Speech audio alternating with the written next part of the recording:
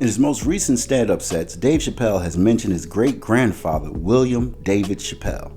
I was thinking about my great-grandfather, who apparently, by all accounts, was a very great man.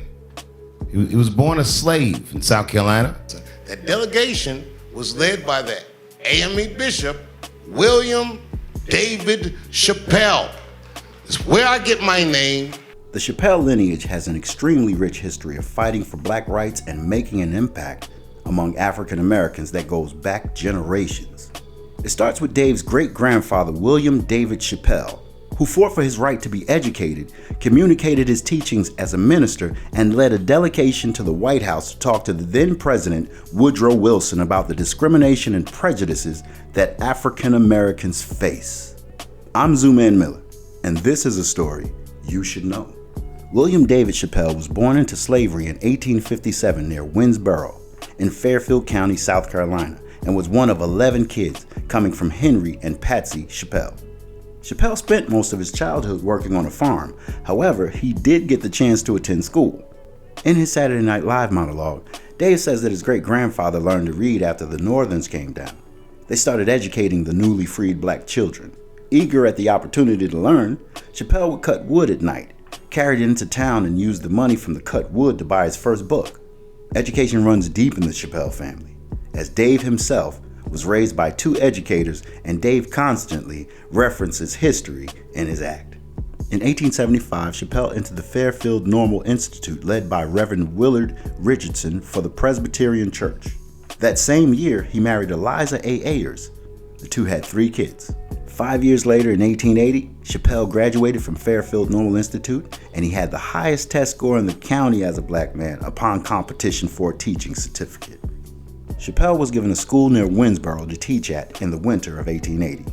In addition to teaching, Chappelle was also a minister licensed to preach in the AME Church. He joined the Columbia Annual Conference in November 1881. A month later, he enrolled in Allen University in Columbia and befriended Bishop William F. Dickerson, who opened up his home to Chappelle and gave him part-time work and some use of his horse. That's like letting him hold the keys to the ride. This was because Chappelle usually walked 16 miles on Sundays to preach. His dedication to education and the church was unmatched.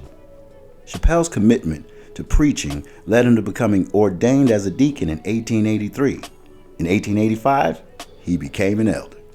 In 1884, Chappelle was assigned the Rock Hill Circuit in Littleton and ended up nesting there for 3 years. In 1887, Chappelle graduated with honors and got his BA from Allen University at the age of 30. After graduating, Chappelle continued his preaching career and took his next assignment at King's Chapel.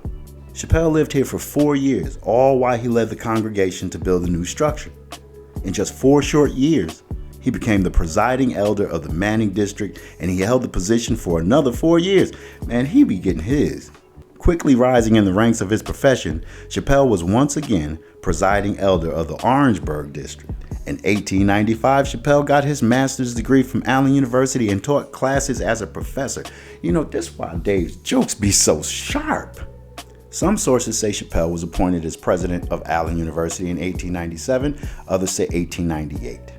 At the same time, though, he held office as being presiding elder. While doing double duty, Chappelle donated his presiding elder's salary to the university, though. Peak game.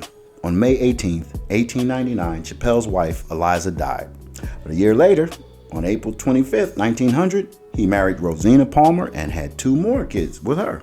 In May 1900, Chappelle was elected secretary-treasurer of the Sunday School Union. This new job required him to relocate to Nashville, Tennessee, where he took on the duties of editing literature for the entire denomination at Sunday school.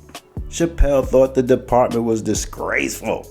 $6,000 in debt and no printing available. But this didn't discourage Chappelle, because when he left in 1908, the Sunday School Union was out of debt, the printing outfit was valued at $25,000, and held $1,000 toward the building of a new headquarters. In 1908, Chappelle returned to South Carolina and became president of Allen University once again and stayed there for another 4 years. In 1912, at the General Conference in Kansas City, Chappelle was elected bishop and was assigned to the 12th Episcopal District, located in Arkansas and Oklahoma. From 1916 until his death in 1925, he served in South Carolina and currently has a hall named after him at Allen University.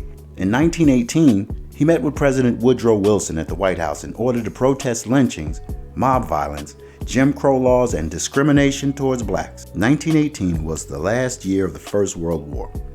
According to World War I Centennial, more than 350,000 blacks participated in fighting for America.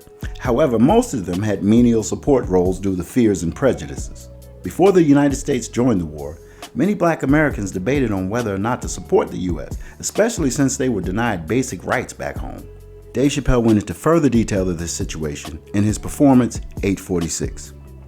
According to Chappelle, there was a black man who was lynched over a dispute. The people of South Carolina knew it was wrong. So the black delegation facilitated to meet with Woodrow Wilson, and the delegation was led by William David Chappelle. One of William's sons is named W.D. Chappelle Jr.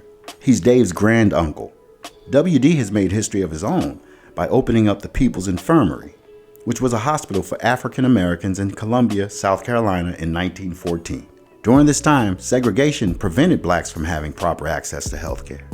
W.D. Jr. graduated from Shaw University with his master's from Leonard Medical College in 1913. A year later, he received his medical license. Chappelle was one of 18 students that passed out of 44 applicants. According to Historic Columbia, William Chappelle most likely had the structure of the hospital built on his property solely for his son's medical practice, which is considered the first surgical practice in Columbia run by a black doctor. W.D.'s practice was successful, completing operations that were both major and minor. According to the Times, in its first 2 years of operation, there had only been one death. W.D.'s brother, Leroy, had also worked in the infirmary. According to Leroy's daughter, Vivian Chappelle Robinson, the building stayed in the Chappelle family until the 1970s. In 2017, Dave Chappelle visited Allen University with Gayle King. He spoke to the students there in the building named after his great-grandfather. Prior to the speech, Chappelle told King that he never really connected with this part of his life before. And my great-grandfather built something more substantial than buildings. He built a community. And more important than a community, he built a way. Although I'm not the most famous comedian of my time, I'd like to know what their great-grandfathers did. I'm very proud today. The Chappelle Administration Building began in 1922 and was completed in 1925. The building was designed by John Anderson Langford, who was known as the Dean of Black Architects. Langford was dedicated to providing for African Americans. Previously, Langford had designed several churches throughout the South. The auditorium received a $2.9 million renovation and was rededicated in June 2016. Coming from a family legacy where your great-grandfather led a movement to talk to the president, and his son leading the first surgical practice ran by a black doctor, Dave Chappelle was destined for greatness. And the Chappelle legacy is set in stone. Watching Dave on stage is fascinating. Not just because of his jokes, but because of its insight as well. Education was heavily prioritized in the Chappelle family, and it definitely shows up in his comedy. William David Chappelle's legacy lived on through one of his sons, W.D. Jr., and continues today with Dave. Education was what had been heavily emphasized in the Chappelle family, and in most cases, is what usually leads to greatness.